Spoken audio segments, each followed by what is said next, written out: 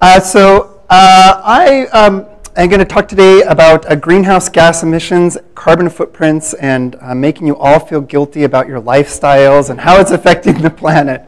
Now, hopefully empower you actually to make better decisions, both as households or as businesses, as groups of organizations, and as communities. So we provide what we call smart planning tools for all of those types of organizations or individuals.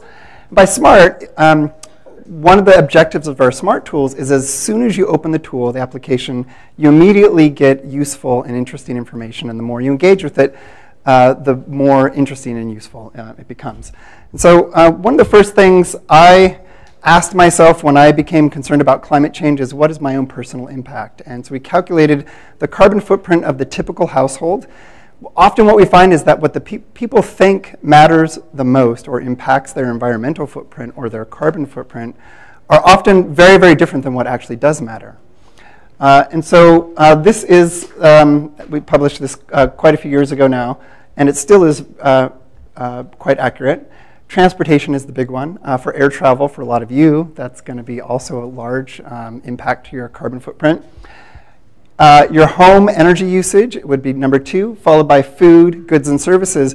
But there's a lot of embodied emissions in the things that you buy, and those are actually account for more than half of your carbon footprint. It's just in your purchasing decisions. So this is the average carbon footprint.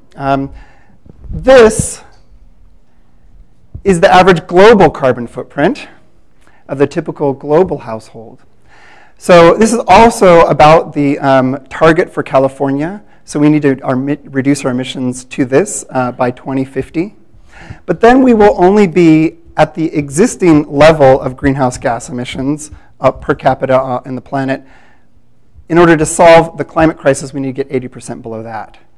It's just to put things in scale. And we have to do this within all of our lifetimes. So to this, to that. Here's the carbon footprint of the typical California household. And you'll notice something happened here, that transportation emissions went up, but electricity went way down. Electricity was only 5% of the carbon footprint of a typical California household. So if you're really focusing on changing out that fridge, it's actually not going to do very much. We need to work on other things in California.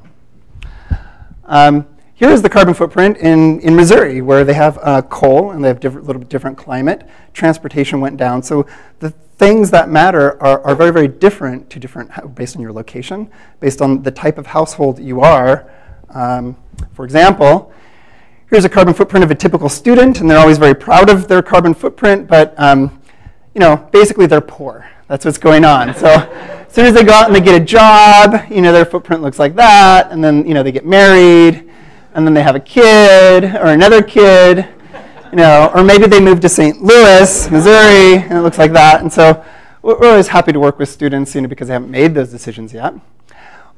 Location really matters, as we just saw. And if you look at, we've calculated the carbon footprint of every zip code in the United States, and this is now on smart planning tools with a map. It's an interactive map, and it's very, people have really enjoyed that, be able to zoom in now to your zip code. We're actually down to neighborhood scale, so you can actually zoom into your census block and see how your neighbors are doing. We find this pattern of, all the cities, they have these dark green, low carbon footprint urban cores and red suburbs. So location really matters. Here's the Bay Area. We are down to the neighborhood level now, where you can see where all the students live is green and where all the professors live is red and orange. That's always fun.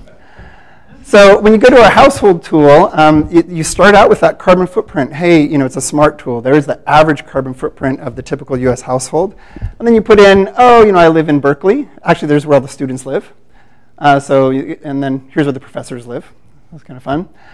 And then you put in your household size and your income, and it gives you a typical carbon footprint for that household type. And then you go through the tool. Here's your travel. We assume your carbon footprint, how many miles you drive, your fuel efficiency. And then you put your own in. You say, well, I only have 2 cars. And this household gets a little angel face for being so low carbon. And we found that feedback, comparative feedback, is a very useful form of information. And then they put in their real air travel, his professor, and then they get a crying face. Same thing for housing. Here's your energy. You put in your utility as PG&E, your food, your diet, your shopping, all your goods and services. And then we give you a climate action plan for your household. Now, we also have a tool for businesses, and we have a tool for cities. So the city tool, you just put in the name of Berkeley, and it gives you the carbon footprint of all the households, all the businesses, and give them a climate action plan to focus on the things that matter, because some things matter a lot more than others. And you get people around the room, and it may be a city, and they might be focusing on the wrong things. So this is kind of a way to get people to focus on the things that matter. And also, last slide, Kevin. We also have a program called the Cool California Challenge, where we engage cities. We get 10 cities in California to compete to be the coolest California city. The winning city gets a prize and prize money by the California Air Resources Board. And this year, this fall, we're going to be running a new program for campus staff of all the UC systems. And also students and faculty will be able to participate. So we're going to have a competition to see the coolest university California school. So participate. Thank you very much.